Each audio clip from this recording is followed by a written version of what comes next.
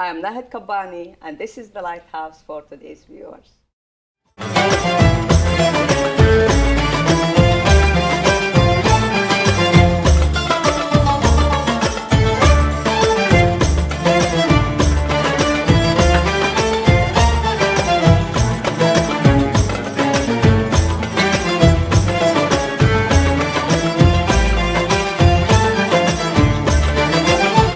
Welcome to our show. Today, I have a special guest. I met her in so many different occasions. She is a specialist of a topic dear to my heart, and you need to know about it from her. Her name is Miss Alison Weir, and I will let her introduce herself to you, my viewers. Welcome to our show. Will you please introduce yourself to our viewers? Thanks, I'll be glad to. Thank you for having me on your show. As you said, my name is Alison Weir. I'm a former journalist. I was the editor of a small newspaper in Sausalito, California. In that case, writing about just the local school district, the fishing fleet, local issues. But in the fall of 2000, what's called the Second Palestinian Uprising began. And I just got curious about what it was all about. My background is Christian. I'm not Jewish or Arab or Muslim. And so like most Americans, I had never studied this issue. I didn't have strong views about it. I knew very little about it. That's the case with most of us. So I got curious about it. I saw it on TV news occasionally.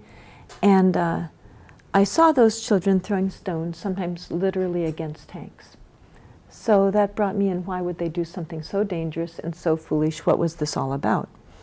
When I watched the news coverage and read news stories and listened to the radio, very quickly as a journalist, I'm a trained journalist, I noticed that we were largely hearing one side, that we would hear from and about Israelis in great detail, as we should. But then I would wait and expect to also hear about Palestinians, because this is a conflict between two people. Mm-hmm. And it's a foreign conflict. I'm not Israeli and I'm not Palestinian. I just want all of the facts. I'm an American. But I noticed it seemed to me I wasn't getting all of the facts. I was getting a one-sided view of this very important issue. So because we now have the internet, and I had extra time, my youngest child had just started college, mm-hmm. So I got very curious about it, and I started looking on the internet to learn more about it, since I thought I was not hearing the full picture. When I did that, I could get news reports almost in real time from the region itself, from Israeli media, from Palestinian media, from international humanitarian agencies that are there located in Israel and in the Palestinian territories. And it was astounding. In those early weeks and months, starting in fall of 2000, large numbers of people were being shot by Israeli forces, civilians, children were being shot in very great numbers. Gunfire to the head was the number one cause of the deaths of children, day after day. And yet I would listen to NPR and read the San Francisco Chronicle and the New York Times and see that very little of this was being mentioned. It would be mentioned in a very sort of whitewashed kind of way. Mm-hmm. So it drew me in more and more. I began to think this was probably the most covered up issue I had ever seen. And as a journalist, I've seen many, we all have. But this seemed more covered up, and that it had lasted longer than anything else I had seen. So after several months of getting drawn in more and more, I decided that I needed to go and see for myself if what I was beginning to learn was really true. So I decided to quit my job in Sausalito and travel over by myself without any sponsorship of any kind to travel throughout Gaza and the West Bank in February and March of 2001. Right at the height, by myself. Wow. And it's funny, people are very surprised when they hear that I did that. At the time, it just seemed the natural thing for me to do. This seemed so significant on so many levels that I decided to do it. But when I landed on February 7th at 8 p.m., I was scared. I thought, what am I doing? Why did I decide to do this? But it was too late. I was there. And I traveled around randomly and haphazardly throughout the West Bank, throughout Gaza. And I saw extreme devastation, especially in Gaza, but in the West Bank also. So before we go further, I would like to say that we have Serena Kalash with us today, my co-host. I missed her a lot, and she is with us today. So it is a kind of new knowledge for her also. I meant to have her today because most of the people doesn't have this information, and our show is an educational show. We would like to shed some light about those topics from people like you, know better than us about the subject. So that's why I guess Serena is interested also. I am I'm very interested and amazed in you having that curiosity to actually go there and kind of see the facts for yourself. And I want to know more, like what happened? What did you see? What is going on? Well, this was, I've been on a number of trips there. Okay. Just about always by myself independently. And on that first trip, I saw really what I've seen since, which was extreme oppression by Israeli forces of Palestinians. What a lot of Americans don't realize is the Palestinian territories, the West Bank and Gaza, are officially the occupied territories. That's their official name, the Palestinian occupied territories. Oh. They're not part of Israel. They are the remnants of a region that was originally called Palestine. Okay. So these are places where it is Palestinian land, and yet they are invaded daily by Israeli forces. This is as though California were invaded daily by Canadian forces or Mexican forces. Okay. So there are these foreign forces that invade daily, shell residential neighborhoods, injure people, frequently kill them fairly often as well, especially in that early 2001 period. So when I went around Gaza, this is the Gaza Strip right along the Mediterranean Sea. It belongs to Palestinians. I saw many children who had been shot. I went to local hospitals. By this time I had researched enough to know this was going on. That was my information, and when I got there I saw that it was going on. So I went to local hospitals, and I saw lots of children who had been shot. I've seen them since too. I saw a 12-year-old who was brain dead. I saw boys that had been shot in the back. Often they're shot in the back because they're running away from soldiers. I've seen children that were shot in the mouth, destroying their teeth, and legs, destroying their bones, in their torsos, causing injuries that would be many, many months of recovering. In some cases I saw people, young people that will never walk again, that are injured for life. So, and I also saw entire neighborhoods, residential neighborhoods, that were ruins. They were in ruins. And especially the Khan Yunis part of Gaza, there was a section called the Tufa area.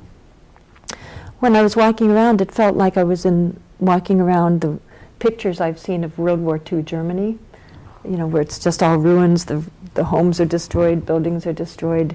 And this was Gaza, before a single rocket had been fired. So our news media, and including our President Obama, just like President Bush, they both say the same thing, talk about, the rockets that have been fired against Israel. Well, I was there before any rockets had been fired, and I saw entire neighborhoods that had been shelled by Israeli forces. People injured, civilians that had been injured, people that had been killed. And it was being done with American money. Again, most of us don't know this because of the Israeli-centric news media that we have. But American taxpayers give Israel over $8 million per day of our money. Wow. Even while we have a recession, we're cutting back our schools, our veterans aren't being served sufficiently. Veterans hospitals are, are having problems. And yet we send over more money to one of the smallest countries on earth than we send to any other country in the world. Israel, which is about the size of New Jersey, very small, or Hong Kong, gets more of our tax money than all of sub-Saharan Africa put together. And I saw how it uses that tax money. It uses it in ways that no Americans would agree to. So it was a very intense experience. And when I came back, that's when I decided to start an organization to tell people the facts, to start something that would be nonpartisan, non-ideological. It wouldn't be ethnically based. It would be for all Americans, and I named it If Americans Knew. That's wonderful. That's really, Wow. really something, she went extra miles to see the facts, then to talk about it. I really appreciate that. Well, it seemed so important on so many levels when I started to learn about it back in those, 10 or 11 years ago. Both the humanitarian catastrophe that was happening to Palestinian human beings was extraordinary, to learn that that was going on during my lifetime. Many of us feel that we would have done something about what was done against Jews, for example, in Europe, but I wasn't alive then. This is going on now. This is something we have the power to change. So the fact that it was going on had been going on really for many years, and that I had known so little about it was astounding.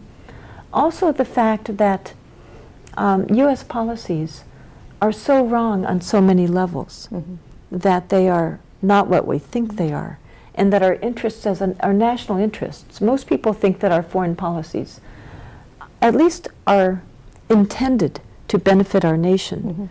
I discovered that that wasn't the case at all. We have foreign policies that are intended to benefit Israel, and they harm Americans. So that was part of the discovery that that motivated me to learn more. And actually, this is the major point to bring the issue to the viewers, because we, as American, as problem solvers, we have to know the fact to be able to solve the problem. We That's have right. to listen to the both sides, as you did, as you mentioned, to understand where is the solution, to find the solution. After all, we need peace. That's How right. we will get the peace if we don't know exactly what's going on? And with no justice, there is no peace. Let's talk about this subject after the break. We'll be back soon. You're watching The Lighthouse for today's viewers, brought to you by oneworldforyou.org.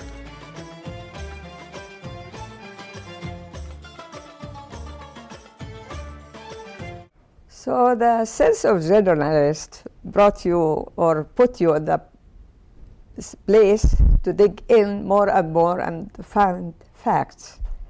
I guess Serena wants to know something about that. I am.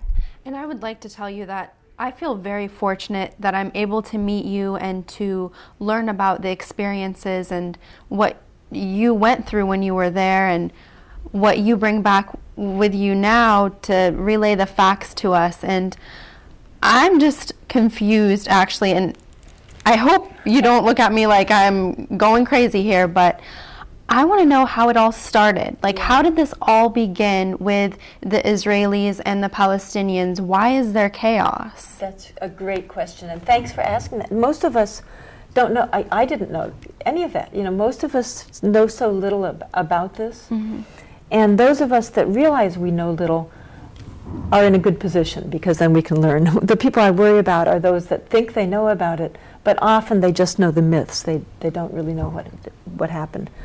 Just to mention, the reason there's I don't know if the TV's showing it, I don't think it's showing it right now, but right next to me is a pile of books that goes. So to learn the history, you really do need to read widely. Not because, you may find an excellent book that's really accurate, but as somebody that's trying to learn an issue, you don't know if you have. If you read one book, the author might have an agenda. They might have an ideological agenda or an ethnic agenda or be sloppy. or deceptive? We really don't know by reading one book. So what I've done is read many books by diverse authors, by Israeli authors, Palestinian authors, Americans, Christian, Muslim, Jewish, secular. And when you do that, the first thing that you learn is it's actually not a very complicated conflict.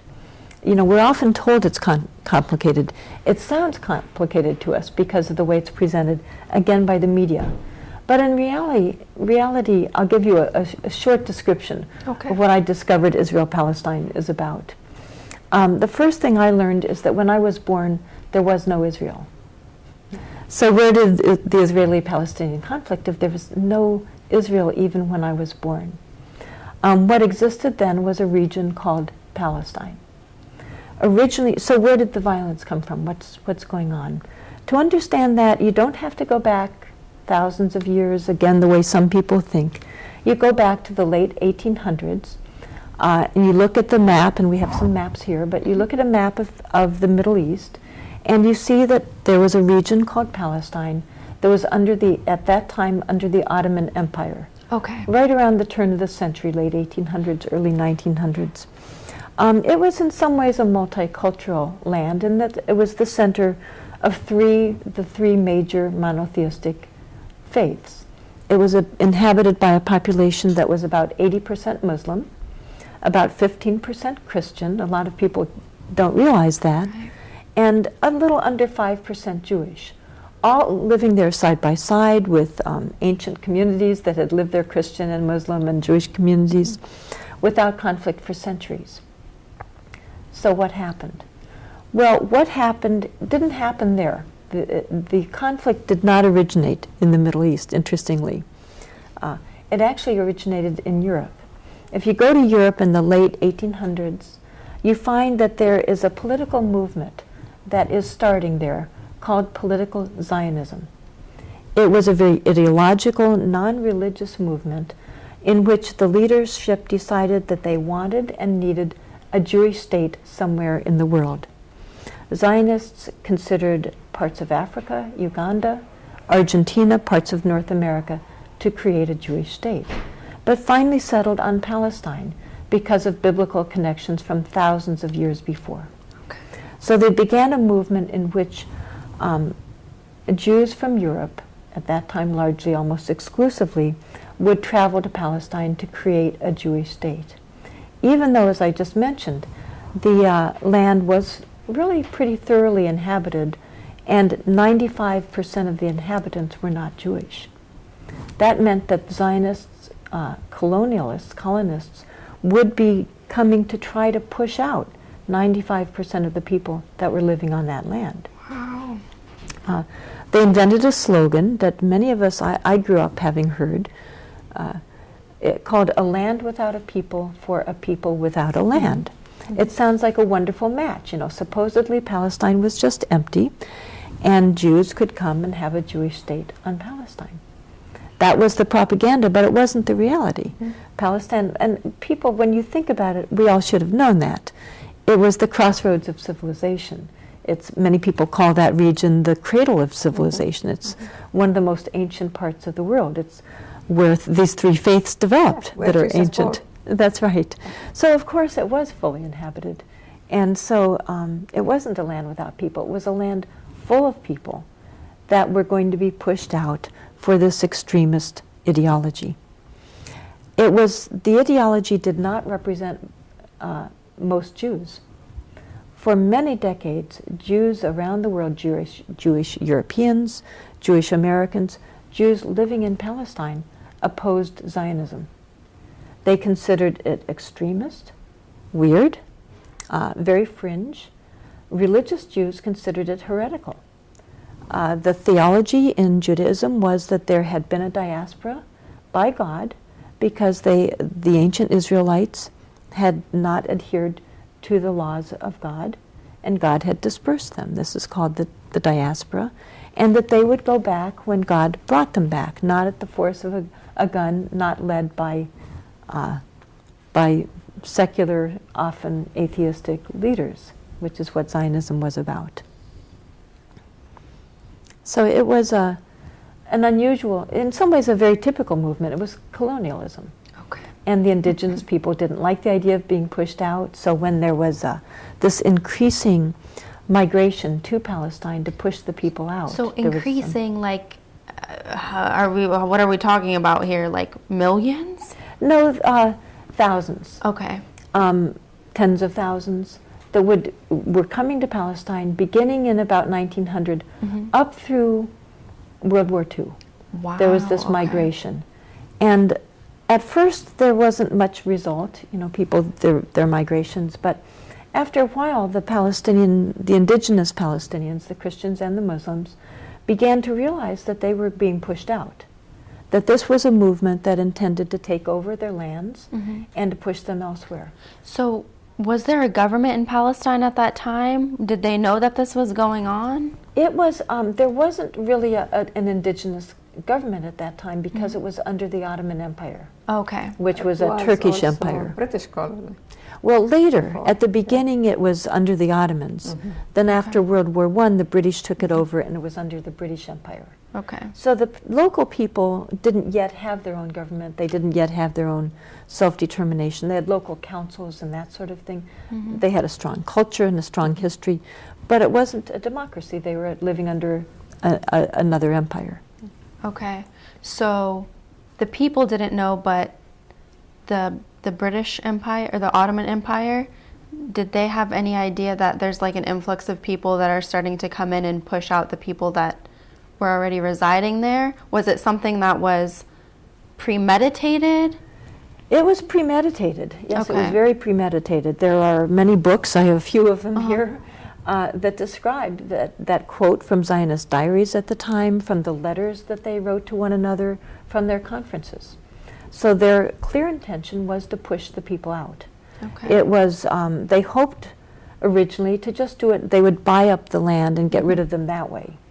That's legal. It's not what most of us feel is very moral or ethical. Little by little, it didn't show up that much at the beginning. Okay. But they knew that if they didn't succeed in doing it through buying the land, and they didn't, they would push the people out through violence. This was discussed from the beginning. So they did buy up quite a bit of the land, more than they had originally. Originally, the Jewish ownership was about 1%. Okay. After decades of immigration and trying to buy up the land, they had bought up about maybe 6%.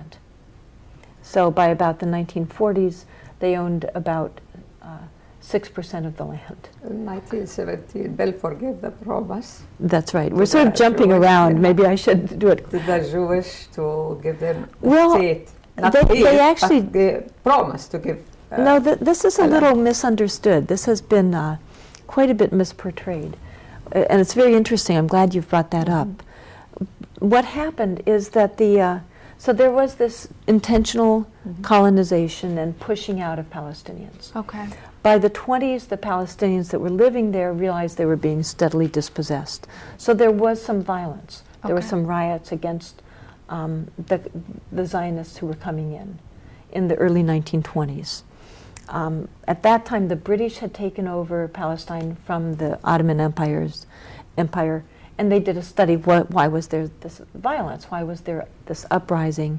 And they concluded that it was because the Palestinian population realized that they were being pushed out, and they were fearful that Jews were going to become their overlords. But the British did continue to allow migration there. There was the dispute over whether or not to do it. They did, and so occasionally there would be waves of violence between the people in Palestine that were being pushed out and the Zionists that were coming in to colonize it. Okay. Now, what's interesting to look at is the transition from the Ottoman Empire to the British Empire. Yeah. What happened is that the Zionists realized that in order to take over somebody else's land that was fully inhabited, they needed a great power to help them do that. This has been the strategy all along. Right now, it's the U.S. that is the great power that is being used in the same way that they previously tried to use other empires. So Zionists went to the Ottoman Empire and actually tried to get the Sultan to agree that they could have Palestine as a Jewish state. The Ottoman leadership said, no, it's already, there are people living there. Yeah. This would be unjust. We won't allow that. We'll let you migrate there, but you cannot take it over for a Jewish state. So the Zionist leadership went to the British, and they started to try to negotiate with the British. Well, will you let us take over Palestine as a Jewish state? Will you basically give us Palestine? And they started to talk to the British, especially the talks increased in the early, about 1914, when the British were in World War I. At that time, of course, it was called the Great War. So Britain was fighting for its life.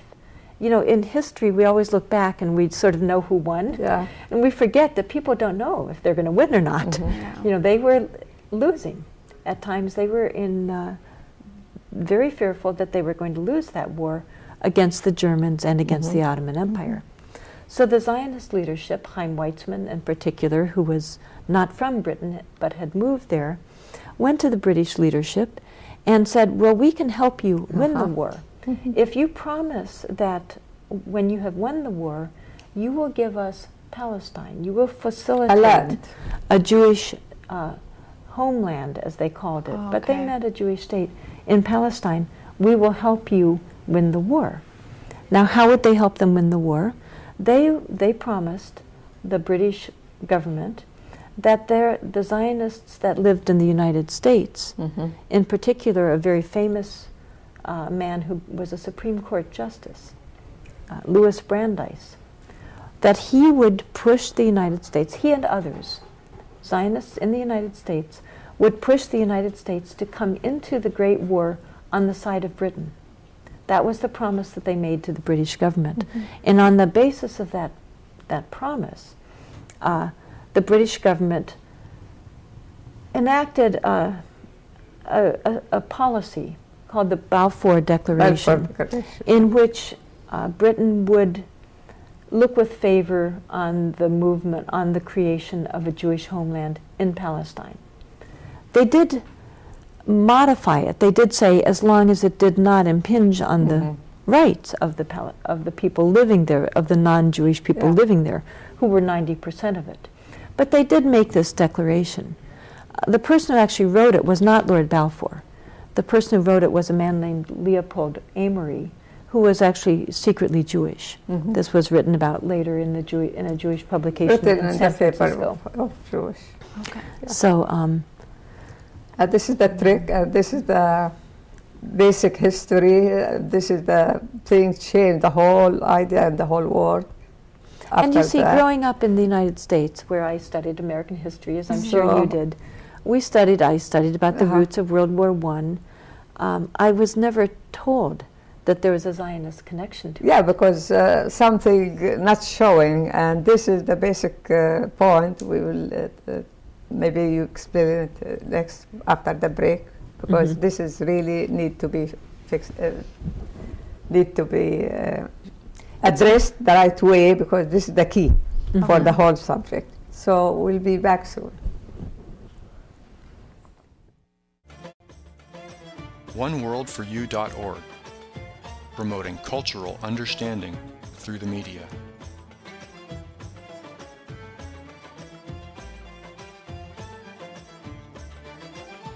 Okay. So there's a lot of details about the subjects. Let's go back to Miss Alison to talk about Balfour Declaration and what else after that happened. Sure, I'd be glad to. So the Balfour Declaration was actually written to Lord Rothschild, which is often not known either. The Rothschilds are a very old, very rich, very powerful banking family throughout Europe. So it's interesting that this promise was actually made to Lord Rothschild, and it was made by Lord Balfour, who was the foreign minister, but it was written by a Zionist. So it didn't really represent what the British establishment preferred. The British establishment also did not like the idea of Zionism. They felt it would not benefit them. It was unjust. The Zionists really had no right to Palestine. A number of British leaders, Lord Curzon, for example. They understood that it will create problems. That's right. You know, we're not in favor of it. Yeah. But the Zionists were very manipulative and very effective at what they did. Yes. And they did, you know, Britain needed to win that war. I'm sure any country that's trying to fight for its life will make compromises in order to try to win a war. So that's what was done. And they did win the war. So then that brings us up to after the war ended in 1918. Then there was the Paris Peace Conference of 1919. Again, none of this did I learn. You know, I've graduated from college, I took U.S. history, and none of this was ever taught to me. It's only when I've gone back to really study it that I learned this whole other dimension to world history, to American history, to European history. So in 1918, you have the end of World War I, what we now call it. And so there was the Paris Peace Conference. Very significant on a level I had never known before, because this was when they were going to decide about the Middle East. How to divide up what had been the Balkan Empire was now going to be under the British and the French. And what would be done with Palestine was what the Zionists cared about. They wanted Palestine for a Jewish state. So lots of different people converged in Paris to come up with a decision about what these peace accords would be, how they would divide up the Middle East. And the Zionists were there in force to push. What they wanted was the Balfour Declaration, basically giving them the right to have a Jewish state. Now that was somewhat disguised. They called it a Jewish home. And there's been some dispute about what that meant. The British, it seems clear, really did think of it as more of a cultural home, maybe a religious home, a center for Jewish culture, for the Jewish religion. That's not what the Zionists meant. Quite clearly from the start, they meant it would be a Jewish state. That was the name of Herzl, who was the man who had sort of invented the concept, had written a book called The Jewish State. So that's what they were maneuvering to have the Paris Peace Conference of 1919 result in that. So they were there, the Zionists were there to lobby on behalf of that. Also there, and again most people don't know this, were the U.S. State Department was not in favor of that. They felt it was unjust, it would cause violence, it would cause bloodshed. They were not in favor of it. Also there lobbying against Zionism were a great many Christian leaders who had lived in the Middle East, that were professors and leaders of these various colleges and universities that had been begun in places like Beirut and Lebanon and Syria. They were Christians there in the Middle East, and they were lobbying against it. They were saying, wait, we should talk to the people that live there and find out what they want. This is self-determination of peoples. This is what Woodrow Wilson had stated as some of his primary principles were self-determination of peoples. This was the bedrock principle of the League of Nations, and yet the Zionists proposed violating that. And that's what ended up happening is that the British did take the mandate of Palestine, as it was called, and the Zionists increased their migration to Palestine to create a Jewish state, even though so many people opposed it for so many really very good reasons. Against the Palestinian people. That's right. The violence increased. The Palestinians were dispossessed in greater and greater numbers, were pushed off their land, and it resulted, as people had worried, in more and more violence, and innocent people on both sides lost their lives. So, silly question. How did the name change come about? When did that happen, and I don't understand why it happened. That's so right. If they want land, they have it. Why change the name? Well, that's a great question too. When you're occupied, you don't change name. Right. Yeah, it's unique. That's right. It's interesting. One of the talking points by Israel partisans today is there was never any Palestine, because it wasn't a nation state, but it was a region called Palestine for centuries. Even the British, the Zionist movements were all often called like the Palestine Project or the Palestine Colonial Project. So it was a region called Palestine. What happened, the name change occurred after World War II. Okay. So there was this steady migration, some violence between the two groups. Both groups lost lives. Then, as now, most of the people that were killed were the Palestinian Christians and Muslims. But some indigenous Jews were killed also, tragically. Mm-hmm. Some Zionists, of course, were killed. So there were tragic loss of life. The greatest amount of the loss of life were among the Palestinian people that were being pushed out. So then you have this migration increasing, of course, once Hitler came to power and the Nazis came to power. There was more migration because of leaving Europe and people coming to Palestine to try to flee from the Nazis. Okay. That meant there was more conflict between the two populations because the population there, again, still didn't want to be pushed out, and they were being pushed out by this immigration. By the way, one of the things that happened during this period is there were refugee efforts by the American government, by Europeans. There were conferences to try to help people that were fleeing the Nazis to have a place to go. The Zionists sabotaged those efforts. Okay. Because they were extremists, they were fanatic, and they wanted there to be only one safe haven for Jews, Palestine, because they wanted to create a Jewish state.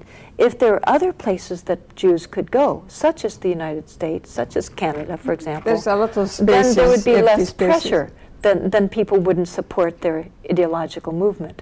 So there were efforts to create other places for Jews to go, but the Zionists consistently sabotaged those efforts.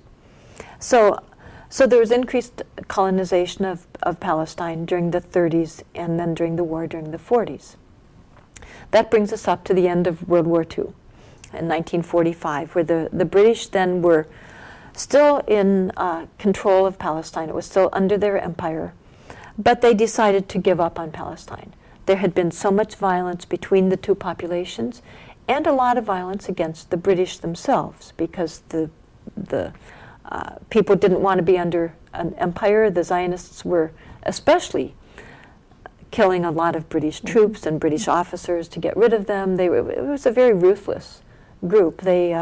One of their future prime ministers bragged about inventing terrorism, about bringing terrorism to the Middle East and to the entire world. So the British announced that they were going to withdraw from Palestine, and they turned the question of Palestine over to the United Nations to solve.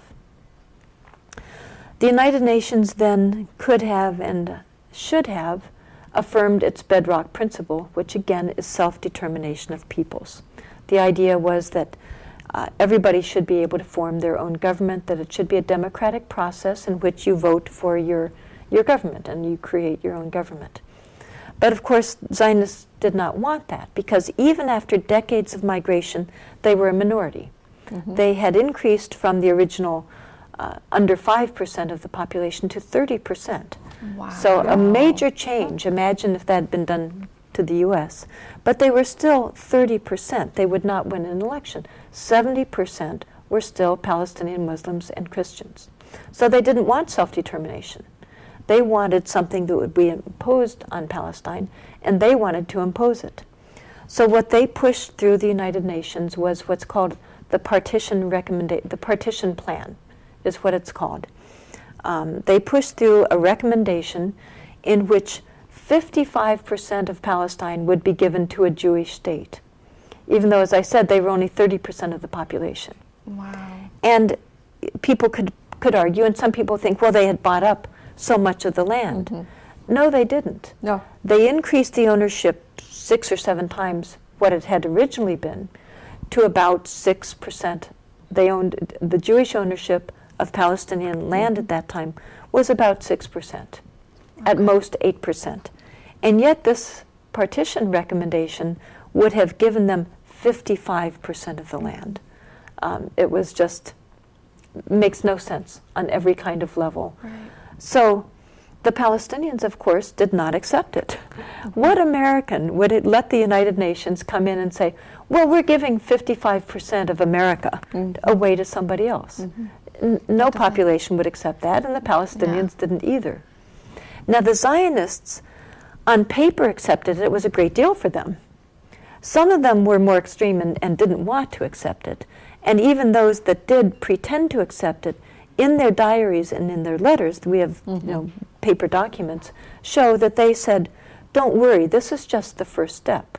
We'll get 55% and later we'll take all of it. Yes. This is, they came to Palestine under the name of God.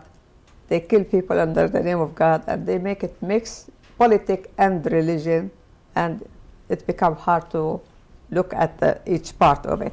So this needs to be explained actually after the break. We'll be back soon.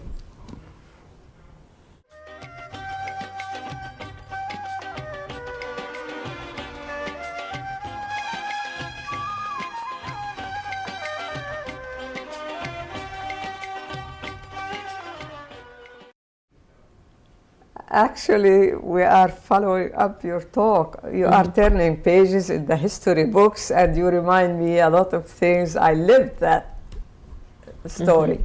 But what is after that happened?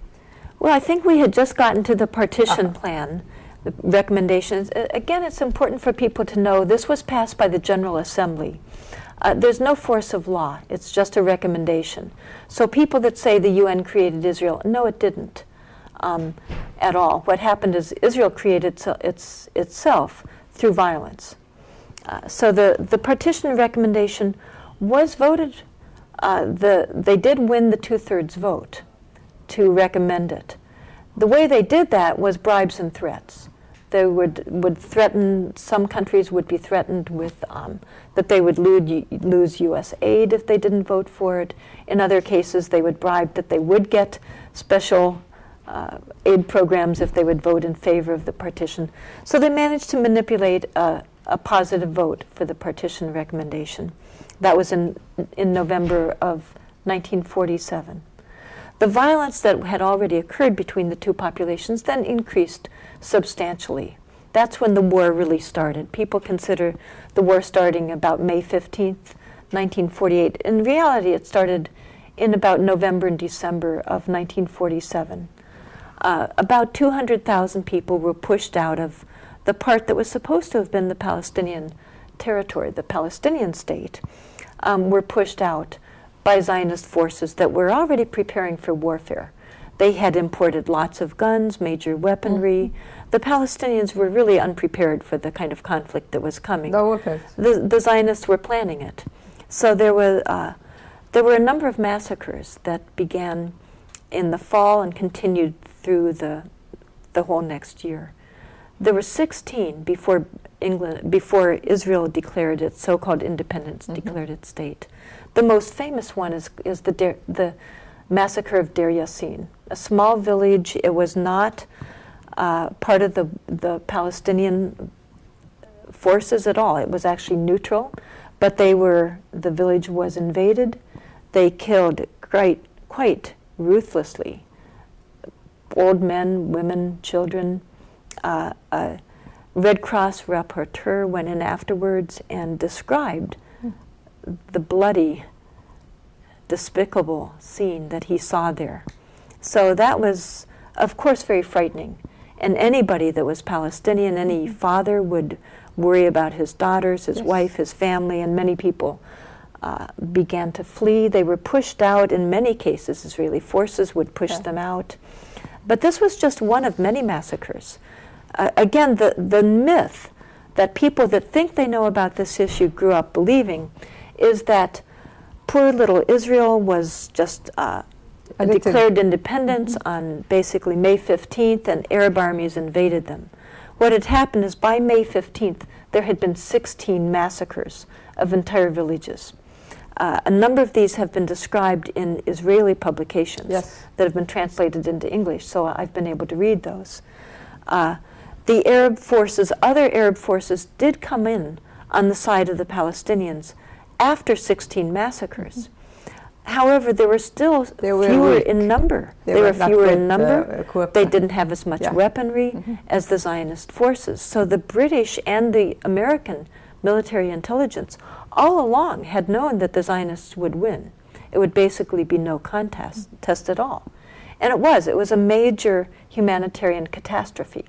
So Palestinians call this period the catastrophe. Al-Nakba is the name of it. So it's known by the Israelis as the War of Independence and by Palestinians as the catastrophe. Yes. Because it's when hundreds of thousands of people were very ruthlessly pushed off their land. Yes. And again, you know, I understand I am one you of lived them. that. I've talked to many people in Palestine and in the United States who described Yes. what that was like. And I've read about it. I've seen the testimonies by Israeli soldiers describing what It's their forces unbelievable did. situation, and when the people fight for their freedom or rights, they become terrorists. The world eyes, how it will be balanced. The story doesn't make sense. You know, people have lost everything. That's and right. pushed to leave the country, and still they are the people who are doing wrong. Well, what's happened, of course, is the victors write the histories. And so most of us, and they also make the Hollywood movies. So many of us saw a movie called Exodus with Paul Newman, who's very handsome, and that's not what went on. That book was actually written by Leon Uris, and it was commissioned by Zionists to produce something that would portray their propaganda. It was very effective. It convinced many of us, as Hollywood movies can do, of a false history, of what they wanted us to think had gone on, but not what actually went on in 1947, 48, and 49. It was a very ruthless conquest. At least 750,000 people, at least half of the entire Palestinian population, was pushed off their land, and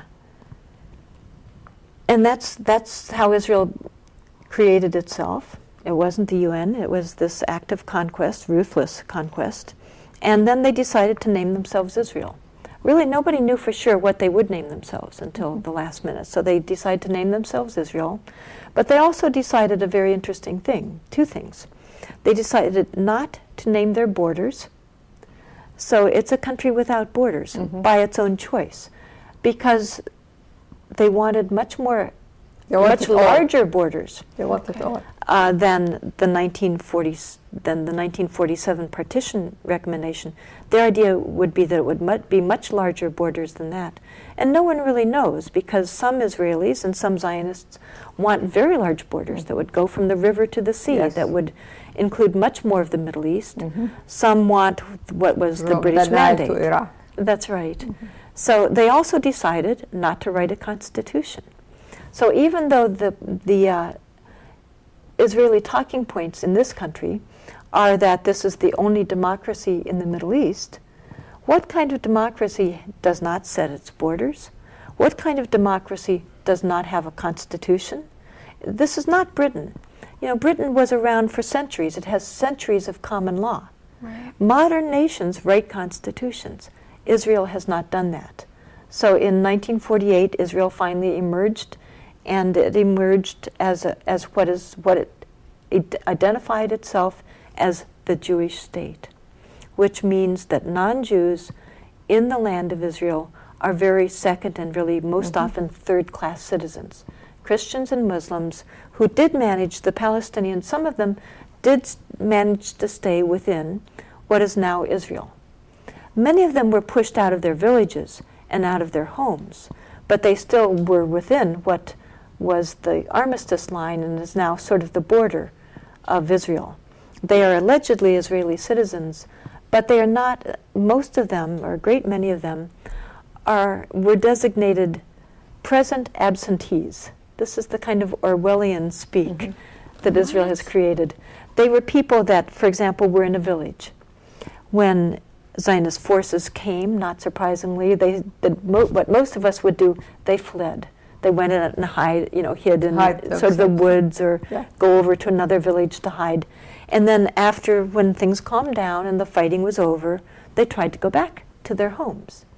They weren't allowed to. Israel came up with this idea that all of this land, these towns, these cities, these beautiful homes, these valuable farms, orchards, very valuable property, was now, quote, absentee property, and they would take it. And so the Palestinians that were there that were not absentee, that were in Israel, would come and try to go back to their home. And they would say, well, you are present absentees. You're here. But we have decided that your beautiful home, very valuable home, now belongs to the Jewish people of the world. You cannot have it. See, this is what I don't understand, because here when we have a home or land, we have some sort of document showing that we own this piece of property. We have this house or whatever it is. We have a document. Is there anything like that? Was there anything? There was. Many people have those documents. Many people would have the key to their home. Still because you'd have the leave key the home, until you'd now. at least take your key with you. Most people, I've been told this by many people, I've also read it in many history books, really thought they were just fleeing temporarily. You know, during World War II, people fled their homes. Japanese fled their homes. After the war, you go back to your homes and you live under the new, whatever the new government is. If it's either your own government or some foreign empire, perhaps. But you live in, most people go back to their home. In most cases, they are not pushed out. This is the way that's unusual. But Israel managed to prevent people from going back to their homes.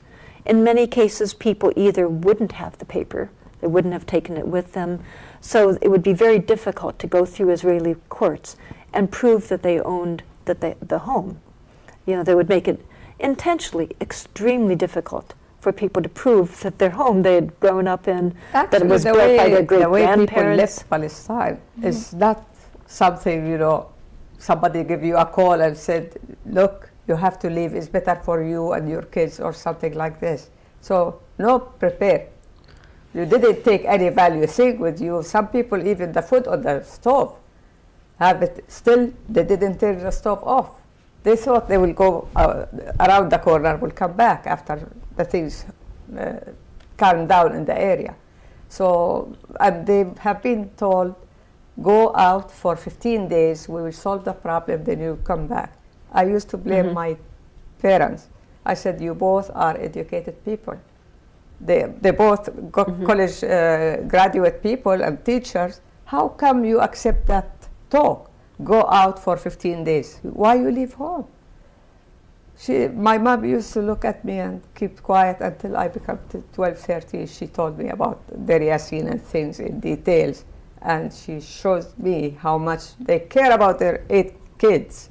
That's why they left with the kids, especially 4 girls. Yeah. Whoever have girls, they were, Yeah. because there is a story of raping and things. Yeah, and the massacres. pushing the people to take the kids and go. That's So right. There it was- wasn't easy. Yeah, you know, as massacres are grisly, they include rapes. Yeah, yeah. They include, Yeah. you know, pregnant women. And that's the That's basic in- thing you know. for Palestinian people. The shame before the land, before everything. They were very tight up with anything happened to the girls. Right. So the minute they saw that things happen to other, the media, the kids, people talk about that subject like radios around the whole area. Whoever have kids took the kids and ran away just to not happen with their family. The things, it's very, very bad and very sad. And, And that's empty Palestine faster at that time, 1948. And the Israelis intentionally made use of that. Yes. Menachem Begin, Yes. who was a terrorist, you know, a self-identified terrorist, and he was called a Nazi by Ben Gurion. Menachem Begin became prime minister of Israel. He had been a very violent man, and he was proud of Deir Yassin. He made a victory speech for them because saying, "Oh, gives them the chance to have wonderful enough." conquest." Yes. You know, he's talking about soldiers killing women and children, and he talks about, "Oh, what a wonderful conquest you have just achieved in Deir Yassin." Actually, you see, you ask one question. What happened? How Israel took a start? And we have the whole show. Still, we can talk, she can talk more and more about the subject. But I believe the time is over for the show and we still can talk and talk. What about another show to continue this topic? Yes, I'll actually? be glad to. In the next show, what I'm hoping that we'll maybe have a chance to discuss more Yes, will please. be the U.S. role in all of this. Yes. The U.S. relationship with Israel is called the special relationship. And it is very different than our Uh-huh. relationship with any other country. I will look forward to discussing what it is, why it is the relationship that it is, and how extremely damaging this relationship is to us. I will appreciate it.